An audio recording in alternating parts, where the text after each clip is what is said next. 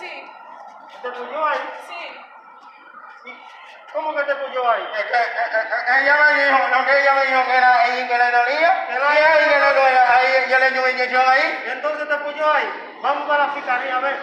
¿Para la fiscalía? Sí, vamos para la fiscalía. Entonces yo voy con él. ¿Usted va con él? Sí.